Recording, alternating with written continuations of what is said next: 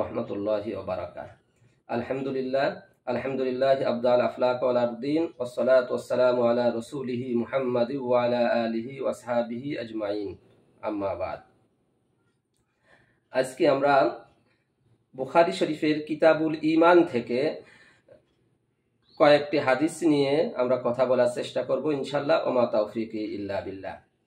বুখারী শরীফের কিতাবুল ঈমানের মধ্যে মুসলমানদের পরস্পর সম্প্রীতি এবং বিভিন্ন ধর্মের মানুষের মধ্যে পরস্পর সম্প্রীতি এবং মানুষ মিলেমিশে বসবাস করলে কি লাভ হবে আমাদের, এই বিষয়গুলিই মূলত আলোচ্য বিষয় বুখারী শরীফের কিতাবুল ঈমান।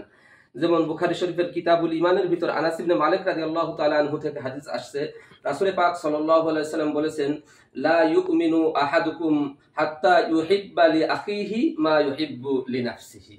রাসূল পাক সাল্লাল্লাহু আলাইহি ওয়াসাল্লাম বলতেছেন, ওই ব্যক্তি মুমিন না, ওই ব্যক্তি মুমিন হতে পারবে না যতক্ষণ পর্যন্ত সে নিজের জন্য যেটা পছন্দ করে অপর ভাইয়ের জন্যও সেই জিনিসটা যতক্ষণ পর্যন্ত সে পছন্দ না করবে ততক্ষণ পর্যন্ত সে মুমিন হতে পারবে না।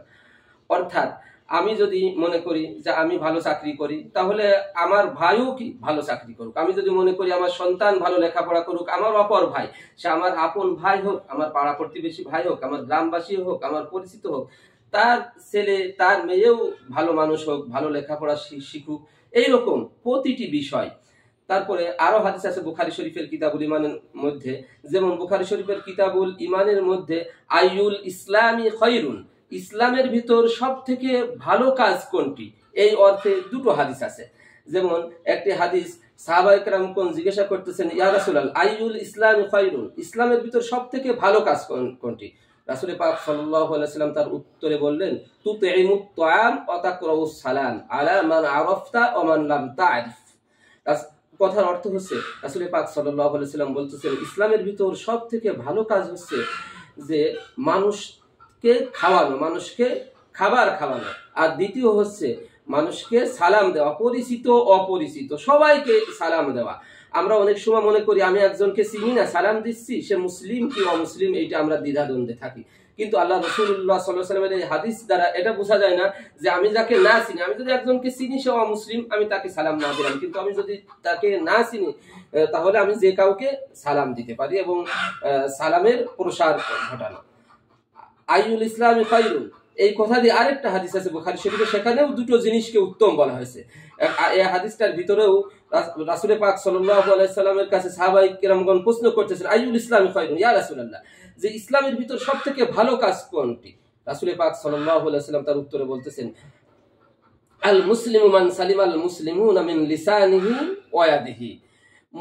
ইসলামের ভিতর বা মুসলিমদের ভিতর সবথেকে ভালো হচ্ছে ওই ব্যক্তি যার হাত থেকে অপর ভাই নিরাপদ থাকে এবং যার জিহ্বা থেকে অপর ভাই নিরাপদ থাকে। অর্থাৎ যার হাতের দ্বারা অপর কোনো ভাই কষ্ট না পায়, অর্থাৎ সে হাত দ্বারা কাউকে কোনো কষ্ট না দেয়, কাউকে না মারে, কাউকে না করে, এবং জিহ্বা দ্বারা অর্থাৎ সে কাউকে কটু কথা বলে না, কাউকে গালিগালাজ করে না, বা এমন কোনো কথা বলে না যে কথার দ্বারা অপর কোনো ভাই কষ্ট পায়। এইটাই হচ্ছে ইসলামের ভিতর সব থেকে ভালো কাজ। অর্থাৎ এই দুই হাদিস দ্বারা আইয়ুল ইসলামি খায়রুন, ইসলামের ভিতর সব থেকে ভালো কাজ হিসেবে আমরা পেলাম চারটে জিনিস। যে এক, যে মানুষকে খানা খাওয়ানো; দুই, পরিচিত অপরিচিত সবাইকে সালাম দেওয়া; তিন, যে হাত দ্বারা কাউকে কষ্ট না দেওয়া এবং মুখের কথার দ্বারা কাউকে কষ্ট না দেওয়া। এই চারটি বুখারী শরীফের কিতাবুল ঈমানের হাদিস দ্বারা মুসলমানের একজন মুসলিম হিসেবে, একজন মুমিন হিসেবে সর্বোত্তম কাজ।